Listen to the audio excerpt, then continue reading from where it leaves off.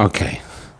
We're in Brisbane, and who do we have? Mary Jane Stevens. Now, Mary Jane Stevens, you've just told me some while I was having breakfast, so we'll start it.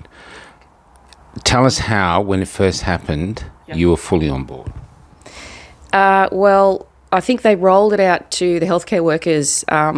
First off, what were you doing? I was a registered nurse in emergency. Okay, sorry, so start again. You were fully on board. Explain. Well, being a healthcare worker, I believe that they rolled it out to us early. I think that if they hadn't have got the healthcare workers on board, nobody else is going to take this experiment, are they? I don't know. So... And you said in other countries they did the healthcare people last? Well, they didn't do them first. So as soon as they did the vulnerable, which we all thought it was just going to be the vulnerable, they then went after us. So they went after us straight away. So we were that 1B group. If we didn't take it, no one else is going to take it. Yeah. You know, the resistance would have been huge. So if you can imagine if they'd gone after general public first and there was a huge amount of resistance, there's no way the healthcare workers would have taken it. Yeah. Interesting point. Were you frightened of it at all? Well, I missed the memo that it was actually an experiment. That was hush-hushed very quickly. I've since seen the videos of Greg Hunt announcing that, you know, this is the world's biggest experiment. They've never done this before. It's actually an experimental vaccine and they've got no data. So... If you'd seen that, what would have happened? Well, if I'd seen that, I would never have put myself up to be a guinea pig in a worldwide experiment, for a start. But yeah, I didn't find out until after I'd had both shots. Okay, we'll talk about how you came to get the shot, that story you said of the person coming in.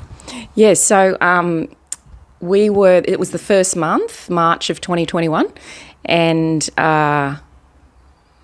you know, they were getting their staff to, you know, encouraging their staff by, you know, saying it's all safe and effective, we've done all the testing, no mention of it being an experiment, no mention of it, you know, being rushed through, no mention of any of the animal studies dying. There was nothing. And any of the research that you had or any of the questions you had, they said, oh, yeah, here's the information. They provide it to you. Or if you went onto the computers at work, there'd be little icons that you would click on. It was all controlled information, you know. And no one has time when you're that busy in emergency. You don't have time to go and research. And why would you question or not trust your own employer, Queensland Health, your own government, and the World Health Organisation? I mean, that's crazy talk. So, yeah, March 2021, our boss, the head of our nursing team, the nurse unit manager, would come and she would ask for hands up before each shift, and hands would go up, you know, this person, and that person. Come with me. Like cattle, come with me, let's go down to the vaccine clinic at the hospital and have your injection. So this was happening every shift, every day for weeks and weeks and weeks. And if you didn't want it or you had questions, you were offered counselling until you either got it or you stepped away.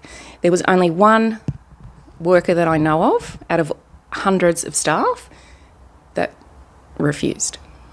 Everybody else got it. And there were young women who were concerned that fertility testing hadn't been done and were crying. They were crying before they had to get it, and they balked. I know one particular young girl, she balked at the idea of being forced to have this injection, and they ended up counselling her after the fact, days and weeks later, and got her on board, and she's now fully vaccinated. So it's heartbreaking. It's so heartbreaking that this has happened. Okay, so what happened after, say, your first year? It was about a week, I think, maybe 2 weeks later. I was okay. Oh, sorry.